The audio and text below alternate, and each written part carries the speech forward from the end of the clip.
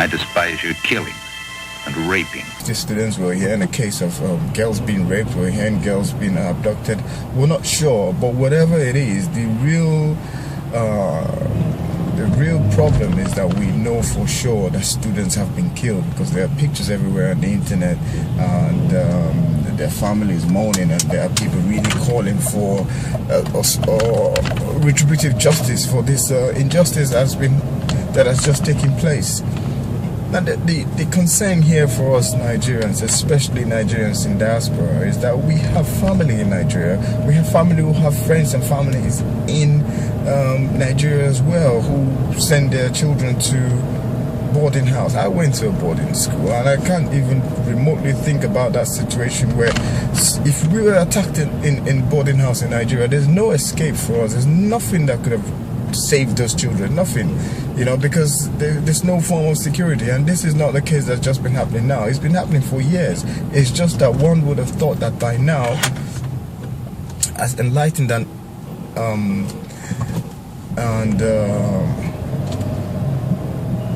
evolved, that we would have thought Nigeria would have evolved to a certain level where we can actually start protecting ourselves, But truth be told, this has become a dire situation. This has become a situation where we can no longer just sit back and allow this ignorant ideology to rule over or bring terrorism to every Nigerian home and abroad.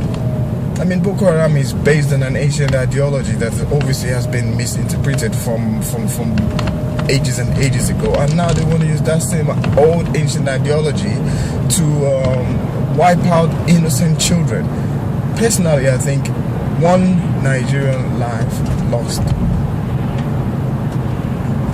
based on a misinterpreted ideology is enough to hold a national debate where people come together and discuss exactly what happened. But at the moment, we're talking about 3,000 lives since 2010 when this Boko Haram business surfaced. They're still going about killing people, and I can bet you, I'm making it as we talk about this now, I can bet you in another couple of weeks or maybe days, who knows, they might even strike again.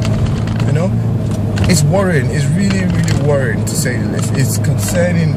It's worrying because nothing seems to be done about this. Now, the innocent children, the innocent people that have been killed by this Boko Haram, I think we should make them, those are the real martyrs. Those are people who should be remembered. Their names should be put somewhere, not just buried and left aside. No, they were killed by terrorists. They should be put aside as heroes, because if any change is going to happen in Nigeria, these are the pointers, these are the key point indicators that we're going to look back and say, look, these are the people who sacrificed their lives based on the fact that Nigeria was not ready to protect them at that point in time, but maybe now we are, so we have to remember them. These are things that you would expect intelligent, organized government to think about progressively going forward. These are things that shame terrorism. But would they do that? No, they're more concerned about $20 billion which is missing. And I can bet you some people know exactly what happened to that money. You can see them all shaking and scared during these interviews and media broadcasting sessions all over the place. They all know what's going on. They're all afraid of something. But the truth is, that is not in any way important as the terrorism going on now, where lives are being lost. Innocent lives of children are being, cut short in their prime. How do you expect Nigerians to have leaders of the future if the same system is killing them just because they are incompetent? They're not competent enough to protect them. That is my question. It's really worrying, honestly, to be honest. We've come a long way from independence. We've seen a myriad level of corruption. We've seen nepotism, we've seen tribalism, we've seen all sorts of evil in Nigeria. But to be honest, this new evil that is surfaced now, it's a whole new kind of evil. They're not just plain terrorists that goes about, maybe they bombed someplace because of some religious inclination they have. No, these are deranged, crazy people. You know, these are people who are killing people because they have an ideology that cannot even be justified. I mean, how can you say you don't want Western knowledge or Western education in your system, yet you're using guns, you're using cars? What system do you think created those apparatus that you use to kill and maim people? What do you think, you know? Who do you think made those things? What kind of thinking do you think went into bullets and guns and cars and, you know, bombs that you use? What? It's all hypocrisy. So you have to look at it that you're dealing with a bunch of very, very ignorant and illiterate people who just happen to have the freedom of walking around and killing people because the security service in the particular country is not good enough to curtail them. That's how you have to look at it technically. You can't look at it any other way, because if the government could protect the individuals and guarantee a level of protection, then those people will be forced into their shells, and they will probably have to go and rethink their strategy and rethink their whole organization and come up with a solution for peace by themselves. You know, but at the moment it's a challenge. They're actually challenging the government. They're challenging the presidency. They challenge everyone because they feel they have the ability to withhold, or rather withstand, any kind of military attack planned against them, which is sad, because to be honest, this is just a small group of people who just happen to have leverage because of incompetent governance. That is what it is. And the leverage they have is simply based on the fact that corruption is rife in Nigeria and people take their eye off the ball. We don't even, the presidency right from the top, they don't really understand what it is, how important a life is. I mean, if you come out and tell the people that it's the prayers of Nigerians that have kept this thing the way it is now, that it could have been worse, technically you were saying to Nigerians, you don't have anything to do with this, you don't have the power to stop this, you have the power by praying. I mean, that's enough to impeach any president in the enlightened world. And then you come out and say Nigerians will get over it. How are we going to get over it? How do you get over losing a child?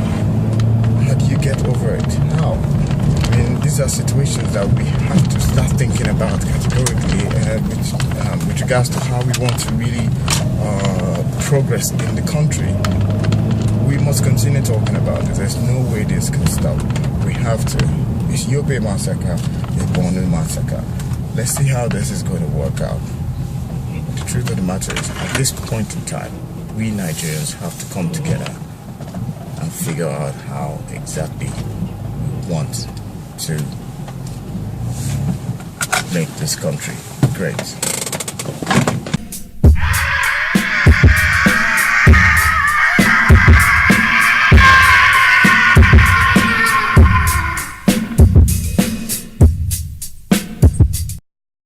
Nigeria is a huge country.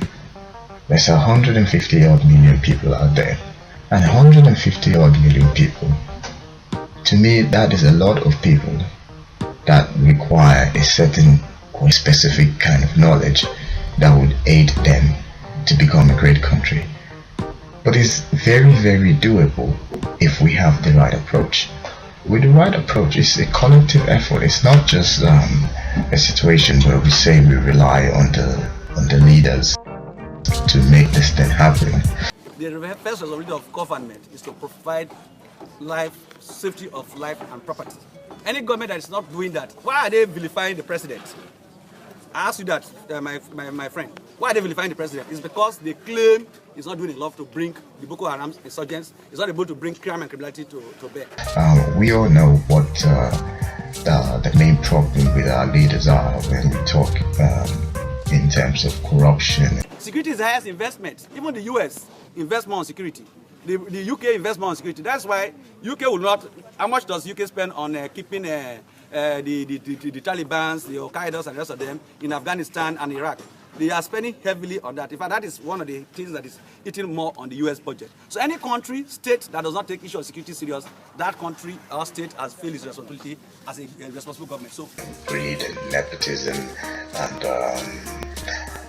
backstabbing people and people going into all different kind of occults. I've encountered him several times on the spiritual realm. To make their lives better, just so they can oppress the next man. And we know they are there. We see them.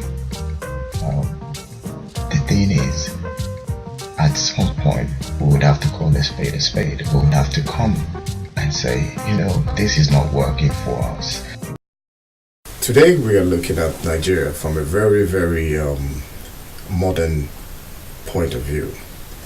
How are we actually developing are we keeping in line with third world countries, or are we actually progressing and thinking innovatively like the Western world? We're looking at Nigeria from a crucial point of view. This is Naija wars, because there is a war on corruption. Why we're saying this is because if you look at the way things are happening today in Nigeria, we tend to realize that we are being held back by so many things. We haven't actually come to a specific conclusion as to what is actually holding us back, but we know categorically there are a few factors that are entirely specific and significant to why things are not happening the way they are supposed to be. Corruption obviously being number one on the list in my book. From your point of view, it might be something else. But if we look at a systematic failure in governance and in the way things are run in Nigeria, you can say that that is the reason why corruption is breeding, and is breeding seriously and growing this pest and these gremlins from the underground coming out to make things difficult for people. Well, Nigeria is a great country. It's a country, 150 million odd people living in one particular country, maybe even 160, but statistics will go with 150. That is a lot of people to start off with, and a lot of these people are living in a poor situation. Well, majority of the people in Nigeria are poor, if we want to call a spade a spade. Take it personal, Sha, because this is all about us. It's about Nigeria in general. Another one, I can tell you, Nigerian tweets are so interesting. All you have to do is hashtag Nigeria, and then you see the madness going on in that country. Some people say, the problem is making their tweet make sense. Sometimes it doesn't even make sense. You try and read it, you be like, what's this guy talking about? One of my really annoying things on Twitter is watching Nigerian comedians. Nigerian comedians, they try to tell you to follow each other. They follow each other, they recycle their jokes. Before you know it, you're listening to one joke, or rather you're reading one joke from like 10 different sources, and you be like, these guys, can they not get as creative as comedians are supposed to be? Comedians don't just recycle stuff now. Come on, they take their time and say, what, this is funny. And all the time they seem to be having a go at they seem to be insulting women.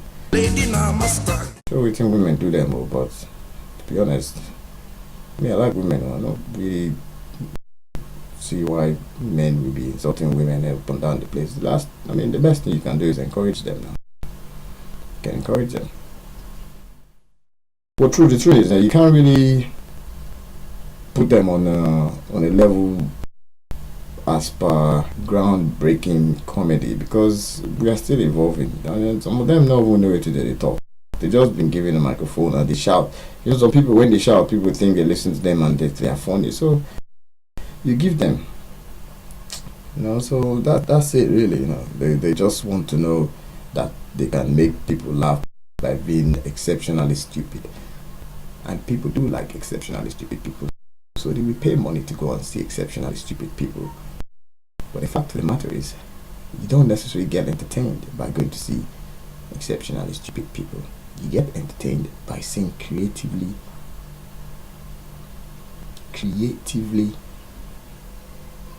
relevant entertainment. That way, your ideas will broaden and you will know how to entertain yourself and how to enjoy what you just witnessed.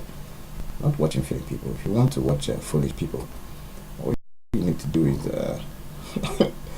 obviously just go to Jukunle or thereabout and watch two area boys fighting. Then you get an idea of how stupid people can get. You know.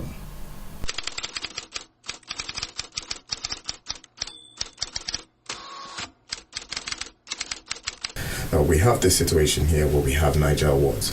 Naija Wars is all about corruption, because there is a war on corruption. So how do we intend to fight this war? Do we want to go out there and say, okay, it's a war, let's get on with it, let's get straight to the point and call it spade a spade and deal with things as they are? Or do we sit in the comfort of our homes and speculate what could have been, what can be, what should be, what is going to be? I mean, we could do this for centuries if we do that. We could sit there for centuries. Time will pass and we will still be going, what, how, and when? No, it's a war. We got to go into battle. How do you go into battle? Well, you identify your enemy and then you come up with a plan and you say, hey, you know what? This is what the problem is. Let's sort it out. But you see, some people think they're funny. They will be speaking English in a funny way so that other people will think that they're funny. This is not what's up. Specifically, I'm talking to one comedian here. One comedian that he speaks pidgin English in so many ways. I'm beginning to think only people from the village find him funny. If only people from the village find you funny, at some point you would realize that maybe you should be living in the village where people will appreciate your creativity. You know, I'm not taking anything away from villages though, but to be honest, you know, if you go to some Nigerian villages that the light of the world hasn't reached there, you understand categorically what I mean by that. It's a weird old place. Anyhow, like I said. Yes.